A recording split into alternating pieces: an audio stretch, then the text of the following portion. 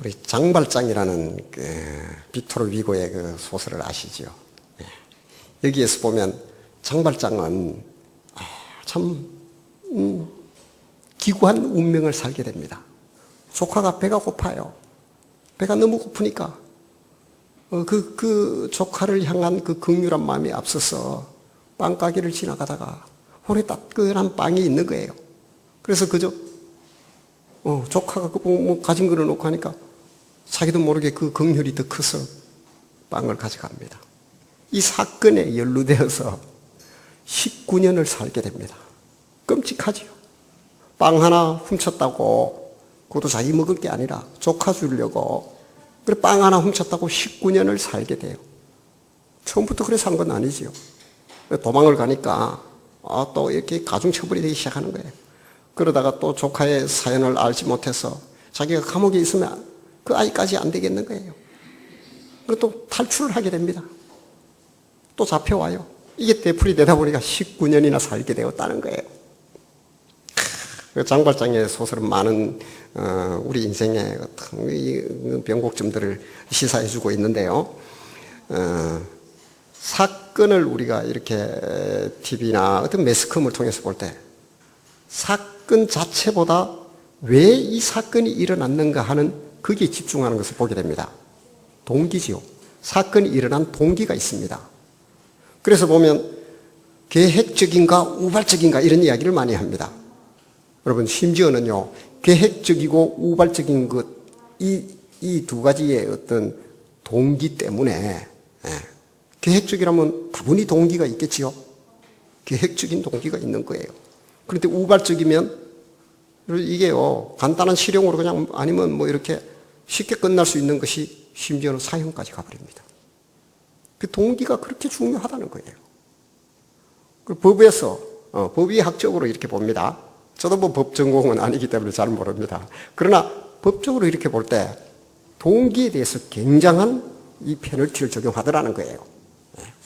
그래서 우발적이냐 아니면 계획적이냐라는 것을 이렇게 봐서 정상 첨작을 하고 그래서 그에 따른 형을 부여하는 것을 보게 되는데요. 저는 여기에도 좋은 신앙적 유비가 있다고 생각합니다. 우리 신앙에도 다 동기가 있습니다. 여러분 동기 없이 여기에 앉아있는 성도님들은 없을 겁니다. 그런데 제가 이렇게 말씀을 이렇게 준비하면서 야곱을 만나게 되면서요. 좀 몇 가지 이렇게 생각하게 되었는데 어쩌면 신앙은요. 이 동기를 신앙생활이라는 것은 동기를 제거하는 과정이 아닌가. 물론 훌륭하고 좋은 동기는 괜찮아요. 그런데 대부분 이 나로부터 출발한 동기 이것이 문제가 되더라는 겁니다. 그래서 신앙생활을 보면 아이고 내가 왜 그랬지. 아유 내가 그때는 너무 어렸어. 왜 그렇게 했을까? 그저 조금 참을 걸. 조금 더 품어줄 걸. 그런 생각들 안 해보셨나요? 그래서 바로 나의 동기를 하나하나 제거해 간다는 거예요. 그러나 우리가 뭐 그대로 우리는 뭐 자연인처럼 어쩌면 그렇게 살아온 사람들이었기 때문에 그 동기가 처음부터 순수하거나 순결할 수는 없습니다. 신앙생활을 통하여 하나님을 만나게 되면 그분이라는 이 유리 거울에 내가 비춰지는 겁니다. 그래서 내게 있는 이게 참 별로 자랑하지 못할 아니 내가 이런 걸 감추고 있어서 이런 동기들을 내가 찾게 되더라는 거예요. 그래서 그것을 하나씩 털어낸다는 거예요. 네. 그게 바로 신앙생활이더라라는 겁니다. 네. 그런데요, 나에게 있는 모든 별로 나로부터 출발한 동기가 그렇게 좋은 건 아닙니다. 왜냐면요, 나는 누굽니까? 나는 내 중심적인 삶을 살아오던 본 성경에 의하면 우리를 향한 하나님을 만나기 전에 우리를 향한 성경의 규정은 뭐냐면 본질상 진노의 자녀입니다. 아담의 후손이에요. 그 첫사람 아담. 그 하나님을 신뢰하지 못하고 뱀이 주는 정보와 그걸 추정해 가는 거예요. 그 결국에는 어떻게 합니까? 하나님을 못 믿을 대상으로 정죄해버리는 거예요. 그래서 끝까지 숨어버립니다. 지금도 그렇게 열심히 숨고들 있지요. 여러분들은 참 대단한 사람들입니다. 제가 볼 때는 백기를 들고 투항하면서 나온 사람들이에요. 지금도 에덴에서 숨었던 그 나무 뒤로 그들의 명분의 나무가 있습니다. 요즘은요, 지성의 나무 뒤로 숨고요, 종교의 나무 뒤로 숨고, 제가 볼 때는 요즘 사회복지의 뒤로도 많이 숨더라고요. 너무 잘해주니까 예수가 필요 없어, 하나님이 필요 없어, 각종 명분의 나무 뒤로 숨고 있는데 그것이 나의 동기들라는 겁니다. 동기를 추적해 보니까 나는 본질상 진노의 자녀고 점점 들어가 보면 죄인입니다. 우리가 예수님에 대해서 규정을 합니다. 나는 누구다. 요한복음에 보면요, 나는 누구다, 나는 누구다, 이런 예수님이 말씀을 하십니다. 여러분 거기 보면 나는 선한 목자다 그러시오. 나는 빛이다. 나는 부활이다. 나는 생명이다. 생명의 길이다. 양의 문이다. 이런 말씀들을 하시잖아요.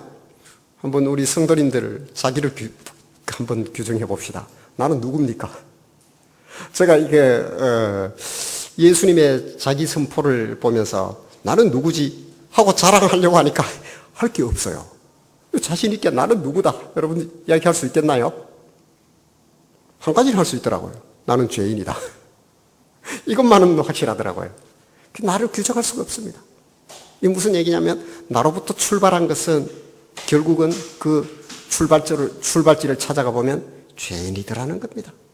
그러니까 신앙생활을 통하여 나로부터 출발한 동기를 하나하나 걷어내는 것이 신앙의 여정이 아닐까요? 제가 야곱을 통하여 이제 그런 모습을 보게 되었는데요. 오늘 본문은 바로 그 야곱이 지독한 자기 동기에서 출발한 삶이 얼마나 험난한 과정을 겪고 있는지 그것을 여실히 보여주는데요. 그 첫 출발입니다. 여러분 창세기는요 50장으로 되어 있습니다. 연도수를 계산을 해보면 창세기가 커버하는, 차지하는 성경의 전체적인 역사가 거의 절반입니다. 2300년 가까이 됩니다. 창세기 한 권이. 이래서 50장까지 있죠. 그러면 거기 절반을 자릅니다. 그러면 25장 되겠지요. 창세기 25장부터 창세기 50장까지가 누구 이야기입니까? 야곱 이야기입니다. 참 놀랍지요. 그 긴 역사, 창세기보다 더 많이 차지하는 성경은 없어요. 그런데 그 긴 창세기의 그 한 권의 절반을 야곱이 차지하더라는 거예요. 제가 볼 때는 하나님이 야곱하고 씨름하는 거예요. 씨름합니다. 야곱을 만나보면 저가 나오고요. 아마 우리 성도님들도 야곱을 만나보면 내가 들어있음을 부정할 수 없을 겁니다. 그래서 하나님은 씨름을 해요, 씨름. 야곱하고 씨름을 하게 되는데 그 창세기 50장을 통하여 첫 출발, 씨름의 그 출발을 하는 점이 오늘 본문입니다. 바단 아람이라는 곳으로 자기 외가가 있던 그 고향으로 지금 가는 거예요. 잘 알듯이 우리가 에스와의 장자권 싸움 후에 죽을 수는 없으니까 너무 에스가 지금 분노 게이지가 너무 높아요. 그래서 가야 됩니다, 살기 위해서. 그렇게 가다 얼마나 처량해요. 그런 그가 바단 아람으로 가다가 노숙을 하게 되죠. 그러면서 돌베개, 야곱의 돌베개 사건은 잘 아실 겁니다. 돌베개를 베고 노숙을 하게 됩니다. 근데 어쩌다 제가 볼 때는 이렇게 저렇게 뒤척이다 겨우 잠이 들었는지 비몽사몽간인지 꿈을 꾸는 거예요. 그 사닥다리가 하나가 자기 그 머리맡에서부터 연결되어서 보니까 천사들이 오르락 내리락 하면서 하늘의 문처럼 보이는 거예요.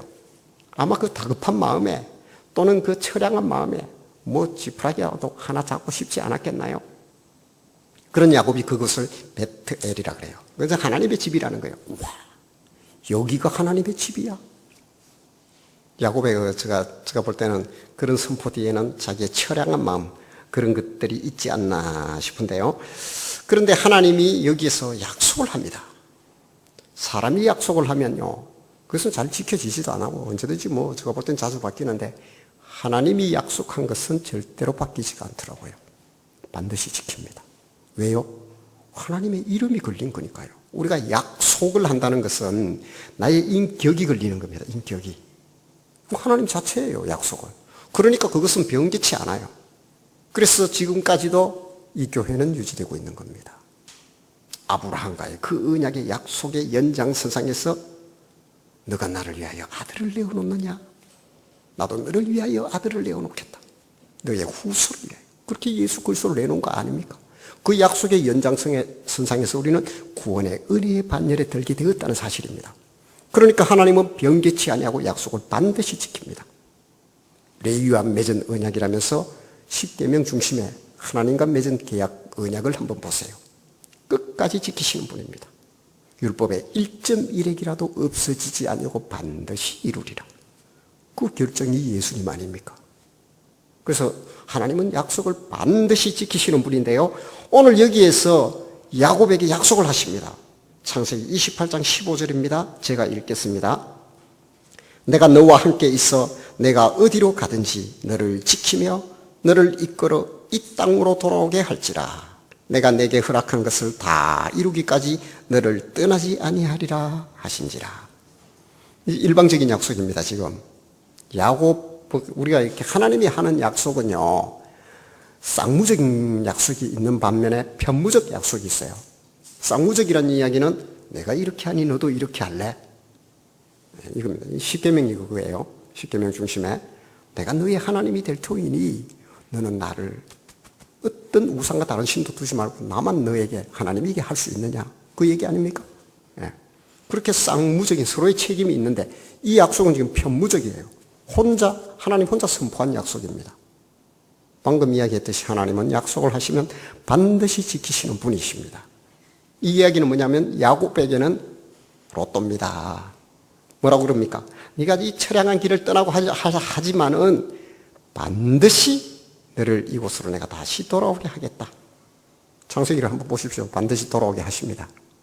그러니까 하나님은 너를 지키며 너를 이끌어 이 땅으로 돌아오게 할지라. 내가 너에게 허락한 것을 다 이루기까지. 제가 볼 때는 허락한 것을 다 이룬다는 것은 나로부터 출발한 야곱의 동기, 야곱의 이 명실상부한 이름이 있지요. 예, 움켜잡는 자 아닙니까? 야곱이라는 게. 움켜잡는. 그걸 다 피게 되면 너를 돌아오게 하겠다. 이 얘기입니다. 예. 그러면서 이 일을 이루기까지 나는 너를 절대로 떠나지 않겠다. 하나님은 안 떠납니다. 한번 하신 약속은 반드시 지키시는 분입니다. 그런데요, 다급한 야곱은 이 해석을 자기 중심적으로 끌어옵니다. 그것이 28장 20절인데요. 야곱이 서원하여 이르되 하나님이 나와 함께 계셔서 내가 가는 이 길에서 나를 지키시고 먹을 떡과 입을 옷을 주시어 내가 평안히 아버지 집으로 돌아가게 하시오면 여호와께서 나의 하나님이 되실 것이요. 여러분 가만히 한번 보세요. 이 뒤에 이 야곱이 하는 말이 이게 필요한 말입니까? 무슨 어떻게 하면 하고 하나님에게 또 조건을 던집니다. 하나님은 뭐라 그랬습니까? 앞에서 너를 그 일을 이루기까지 내가 반드시 너를 떠나지 아니하고 이 일을 이루겠다 하고 약속을 편무적으로 하셨어요. 그런데 야곱은 얼른 받았어. 기회다. 야곱의 기질이 잘 보이지 않습니까? 이렇게 하면 나와 함께 계셔서 이 길에서 나를 지키시고 먹을 떡과 입을 옷을 주시고 내가 평안히 아버지 집으로 돌아가게 하면 당신은 나의 하나님이 될 것이다. 누가 허락하겠다는 겁니까? 하나님으로 누가 인정해 주겠다는 겁니까? 지금 하나님이요, 야곱에게 허락받고 하나님이 되셔야 되는 상황으로 갑자기 이렇게 바뀌어버립니다. 네. 창세기의 절반이 제가 야곱 이야기라고 했습니다. 그것은 바로 이런 야곱의 기질. 혹시 성도님들 나에게도 그런 기질이 있지 않나요?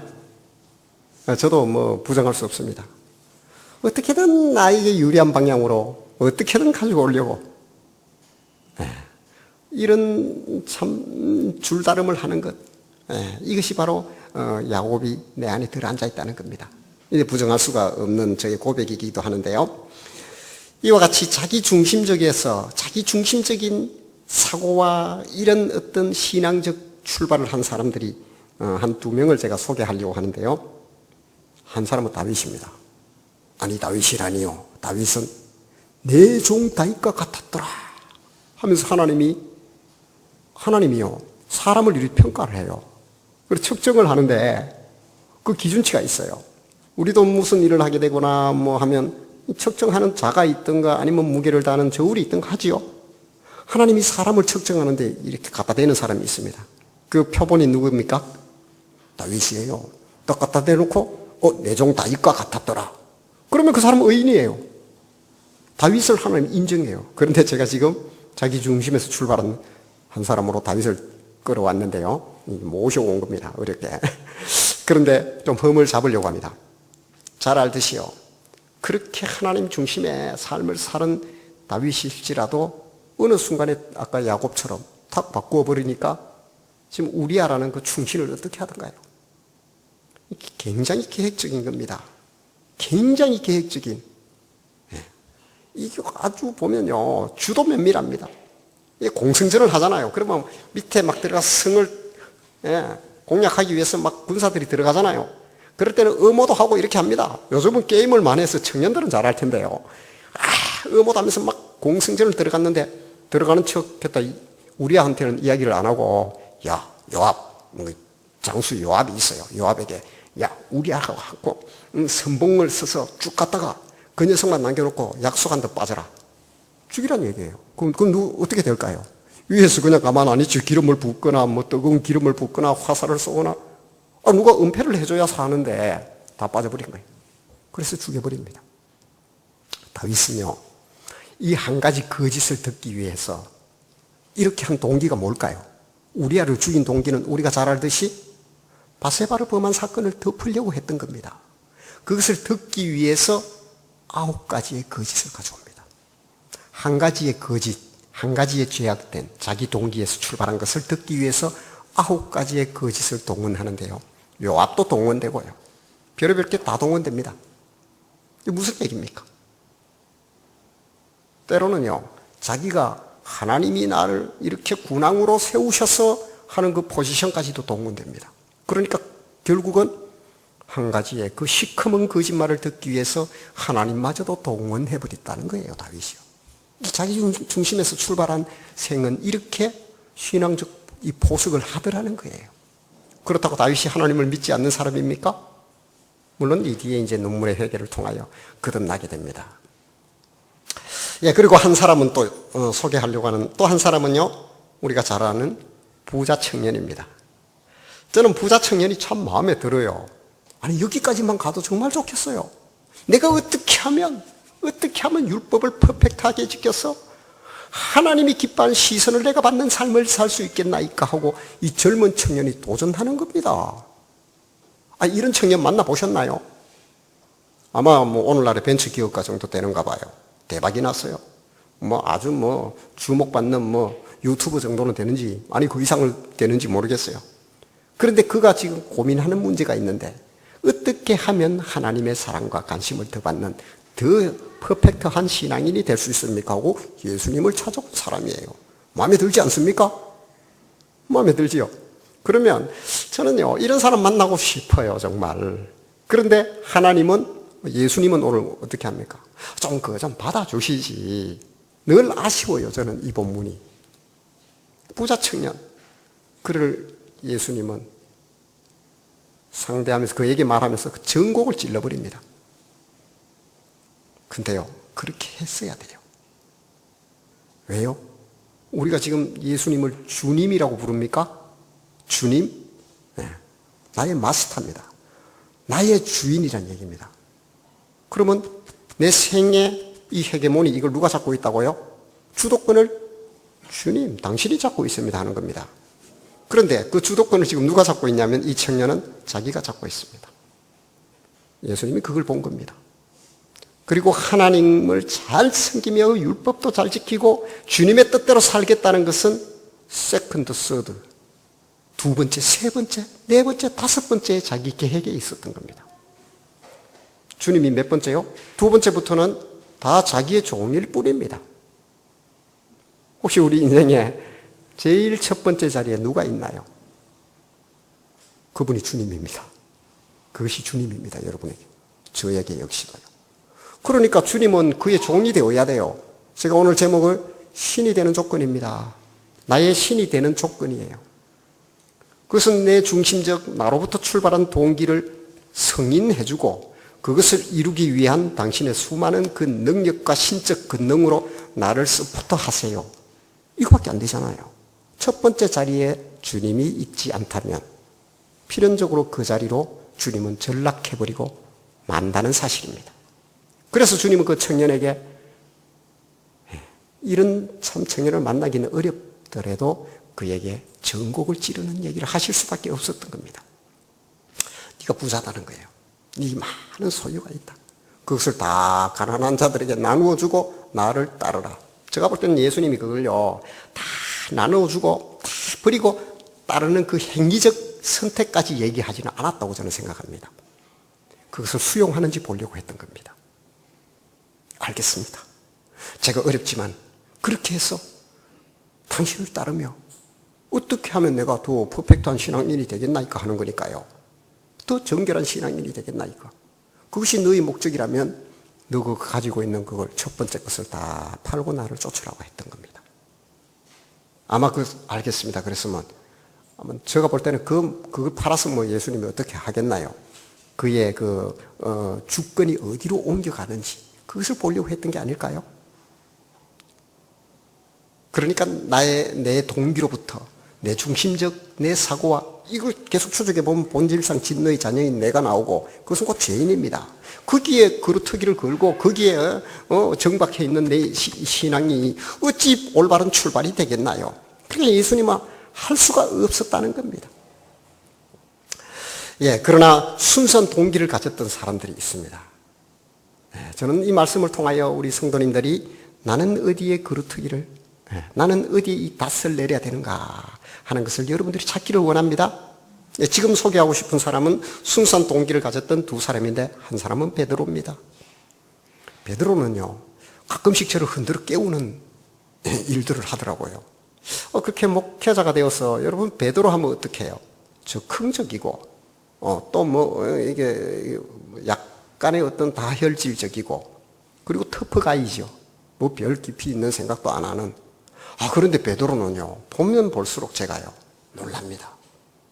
여러분 베드로는요 사실은요 수제자라 해도 늘 그늘에 있었습니다. 여러분들 복음서를 자세히 보면요 결정적인 예수님의 제자들이 있지요. 그 결정을 하게 되는 예수님 그 부활하시고 성천하신 후에 제자들만 남았을 때 의사 결정권을 누가 가졌다고 봅니까? 야고보입니다. 예수님의 젖동생이라는 예수님의 친동생 야고보가 가지고 있어요. 그런데요 안 부딪힙니다. 베드로가요. 저는 놀라워요. 베드로의 기질상이나 이 모든 어떤 자기의 자리의 위치로 봤을 때는 분명히 자기가 그런 결정권을 가질 수 있는 위치임에도 불구하고 그렇게 안 합니다. 그래서 제가 소개하고 싶은 베드로는요 오늘 소개하고 싶은 동기는 우리가 왜 그를 수제자라고 부를 수 있느냐 하는 거예요. 그래서요 예수님이 많은 사람들이 오니까 설교를 합니다. 말씀은 이제 예수님이 집회를 하시는 거죠. 그러니까 너무 많으니까 갈릴리 바닷가에서 이제 집회를 하시는데 어떻게 피할 길이 없어요. 예수님이 너무 사람이 많이 오니까 바다에 빠지게 생겼는 거예요. 그래서 베드로의 배를 빌리지 않습니까? 그 바닷물까지는 사람이 못 들어오잖아요. 북한에 김정은이와 추종하는 군대들은 물에까지 뛰들던데 어쨌거나 그렇게는 하지 않아요. 그래서 배를 딱 두고 그게 강단이에요. 바다에서 갈릴리 바다에 너무 크니까요. 거기에서 이제 회중을 향하여 설교를 합니다. 다 끝났습니다. 그리고 예수님이 베드로에게 보상을 주지요. 저 깊은 데 가자. 그물을 내려라. 상상을 초월하는 일이 벌어지지요. 그 낮에는 그 잔뼈가 굵은 베드로가 고기가 있을 리가 없는 곳에 고기가 그물이 찢어질 정도입니다. 그런데요 제가 이야기하고 싶은 부분은 그 부분이 아닙니다. 그 사건이 있은 후에 베드로의 고백입니다. 주님 보고 뭐라고 하던가요? 예수님을 향하여 주여 나는 죄인이로소이다. 나를 떠나소서. 이게 저를 한 번씩 흔듭니다.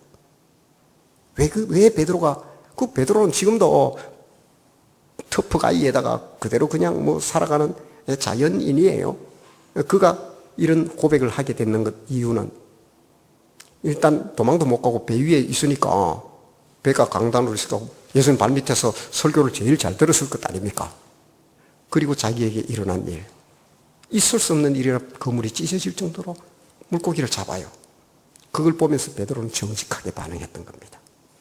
이분은 나와는 비교가 되지 않을 정도의 신적 권능과 그 위치에 있는 분이란 게 자기가 보니까 확실한 거예요. 그러니까 너무나 극과 극으로 내가 대비되더라는 거예요. 그래서 그가 던진 한마디, 나는 죄인이로소이다. 나를 떠나소서. 네가 이제는 물고기를 잡는 자가 아니라 사람을 낚는 업으로 내가 만들겠다. 그러면서 수제자가 되어버립니다. 그 동기가 어디서 출발했나요? 내가 누군지를 정확히 인식하고 거기에 비한 주님의 그 신적 권능과 철저한 하나님의 그 능력 앞에서 지극히 작은 자기를 고백한 그 신앙 고백 아닙니까? 이것이 정직한 겁니다. 주님은 그걸 높이 산 것 같아요. 그 후로부터 베드로의 결정을 보십시오. 아주 담백합니다. 베드로는 뭐 재고 이렇게 또 이렇게 하는 게 없어요. 그냥 담백하게 반응을 합니다. 왜요? 주님으로부터 출발한 자기 신앙적 동기가 부여되기 시작했기 때문입니다. 그리고 로마의 백부장이 있습니다. 로마의 백부장은 제가 자주 이렇게 초청하는 분이기도 한데요. 이 사람은 로마의 지휘관이에요. 100명을 지휘하는 로마의 장교입니다. 그가요, 예수님을 초청을 하는데 자기 종이 병들었다는 거예요. 와서 고쳐주세요. 청탁을 넣었는데, 거기까지만 보면 로마의 백부장이 당시에 식민지인, 그 나라의 유대인의 어떤 능력 있는 선생 한 사람 잠깐 초청하는 게 크게 어렵지가 않습니다. 그리고 좋은 일도 많이 했어요. 유대인들에게. 그럼 그가 초청하는데 예수님이 간다 그러니까 화들짝 놀라서 무슨 소리입니까? 오지 말라는 거예요, 또. 방금 오라 할 때는 언제고. 예수님이 아마 꽤나 거리가 되는 것 같아요. 가려고 하니까 오지 말라는 거예요. 무슨 말씀이에요? 내가 부른다고 해서 당신이 와서 내 종을 고쳐야 될 정도의 당신은 그런 범인이 아닙니다. 내가 상대하기는 베드로가 고백했던 나는 죄인이로소이다 할 때의 극과 극, 그것을 본 것 아닙니까? 정말 주님의 권능을 보았던 거예요. 많은 정보를 듣는 백부장입니다. 치안을 담당해야 됩니다. 그 예수의 행적에 대해서 들었던 겁니다. 이분은 신인 거예요. 하나님인 거예요. 거기에 비해서 장교인 내가 그분을 오라가라? 아니요. 제가 요구하는 것은 당신은 내가 보니까 하나님입니다. 정말 신입니다. 그저 말씀만 하면 되지 내가 오라 한다고 와야 되냐고요. 어떻게 우리는 반응합니까? 주여 이것만은 이루어 주옵소서. 주여 이것만은.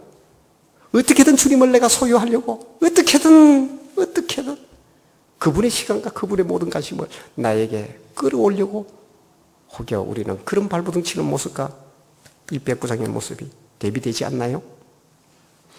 그렇습니다. 그래서 이분들의 이 두 베드로와 백부장 이들의 순수한 신앙적 동기 이것을 주님은 높이 사셨고 또 그것이 늘 목회자인 저에게 기감이 되고 있다는 제가 고백을 드리는 겁니다. 제가 존경하는 목사님이 지금 뵙지는 못했습니다. 그러나 이렇게 유튜브라든가 인터넷 그리고 홈페이지나 이런 걸 통해서 자주 이렇게 지금은 은퇴하셨어요. 그 인천 방주교회의 박보영 목사님이라고 계셔요. 이분은 예수님처럼 제가 볼 때는 살아가신 분, 지금도 그렇게 살고 계시는 것 같은데요. 이분이요, 어떻게 하면 하나님 앞에서 정말 충성된 종으로 내 생명 다하여 살아갈까라고 늘 고민을 했습니다. 그래서 하나님하고 가까운 사건들이 많아요. 그러면서 어느 날 깊은 기도 속에서 주님 나도 정말 성실하게 최선을 다하여 주님의 일을 하다가 그저 진이 다 빠져서 쓸데가 없어지면 걸레도 보면 열심히 쓰다 보면 달았고 달아서 더 이상 걸레 역할을 못할 때가 있잖아요. 그때까지 저를 써주세요. 그러다 버린다면 그저 쓰레기통에 확 버리면 그때까지 나를 써달라 한 사람이에요. 저도 이제 밖에 이제 시를 한 편 적어놨는데요. 몽땅 빗자루라는 시입니다. 거기에도 저는 한번 저도 이제 그런 기억이 있습니다. 기도 중에 어떻게 하면 하나님의 종으로 내가 살아갈 수 있을까? 더 성실하게 살까? 그런 고민 속에 있을 때 썼던 시인데요. 이 주인 어른들이 옛날에 보면 살인문이 있고 또는 대글 같은 집일지라도 이 빗자루가 있잖아요. 쌀이비를 썰다 보면 잘 달아요, 그게. 그런데 주인의 손에 만만한 이 쌀이비들이 있습니다. 그럼 그놈만 자꾸 쓰게 돼요. 근데 너무 자주 쓰다 보니까 결국은 다 닳아서 어떻게 됩니까? 돌만 파고 이게 기능을 못 하는 거예요. 그럼 버려야지요. 그런데 이 몽땅 빗자루가 되어버렸습니다. 이게 남았어요. 그럼 그냥 버립니까? 그것을 뭐 옥수수를 삶든 소죽을 끓이든 화덕이 있을 거 아니에요, 시골에.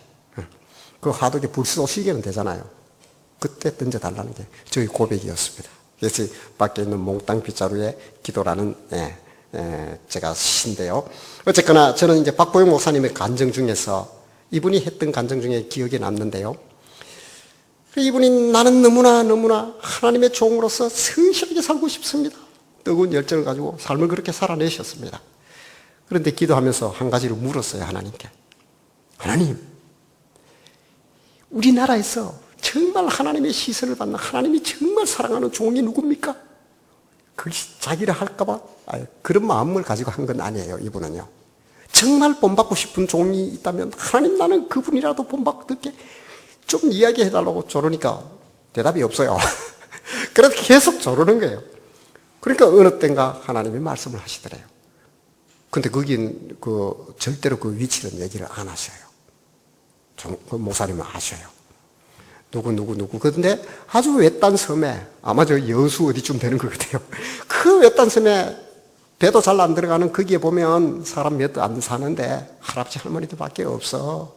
근데 거기 가면 그만큼 늙은 종이 하나 있어. 교회는 비도 새고. 근데 자꾸 어떻게든 쓸고 닦아 예쁘게 가꾸고 있는 그 종 누구야. 나는 그 종이 가장 사랑스럽고 가장 충성된 종이야. 깜짝 놀란 거예요. 그래서 박보영 목사님 알아봤다는 거예요. 그 뒤에 정보는 절대 공개 안 하셨어요. 그래서 보니까 정말로 몇 안 남은 섬에 할머니, 할아버지들만 남아있잖아요. 거기에 보니까 그만큼 늙은 종이 한 사람이 있더래요. 교회를 성실하게 지켜내며 그렇게 늘 기도하며 살더라고요. 그래서 그 뒷얘기를 잠깐 해주시더라고요. 근데 왜 그렇게 되었느냐? 근데 이 종이 아마 저보다 더 젊었을 때 그 섬으로 들어갔다는 거예요. 섬으로 들어갔어. 그렇게 열심히 이렇게 하다가 이게 뭐 사회적 분위기나 이런 것 때문에 자꾸 젊은 사람들 떠나게 되고 얼마 안 남잖아요. 자기 인생은 여기서 내가 썩을 수는 없고 떠나려고 하는 거예요. 짐을 쌌어요. 막 떠나려고 이제 기도하려고 떠나려고 이제 하나님 갑니다 하고 이렇게 하는데 남아있는 몇 안 되는 성도들이 또 걸리는 거예요. 또 주저앉습니다. 그러니까 5년 주저앉고요. 또 떠나려고 하는데 또 10년 주저앉고. 그러다 그만 할아버지가 되어버린 겁니다. 이제는 갈려 해도 갈 수가 없어요. 아무도 자기를 기억 안 해요. 아무도 자기에게 시선을 돌린 사람이 또 없어요. 그런데 정확하게 한 분은 그에게 시선을 고정하고 있었습니다. 그분이 누굽니까? 하나님이십니다. 그 동기가 하나님이었던 거예요. 예수님의 마음으로. 예수님이 너도 가서 이와 같이 하라. 내 양을 먹이라. 몇백 명, 몇천 명. 자기는 이 젊음이 썩어서 여기서 이제는 내 인생이 어떻게 될지가 뻔히 보이는데 주님 때문에 그 동기를 포기하게 됩니다. 그만 주저앉게 됩니다. 자꾸 주저앉게 됩니다. 그리고 지금 아무도 몰라요. 하나님이 자랑하는 겁니다. 박보영 목사를 불러서 이게 내 종이야. 하나님은 그 얘기를 하셨던 겁니다. 우리의 동기가 어디 있나요?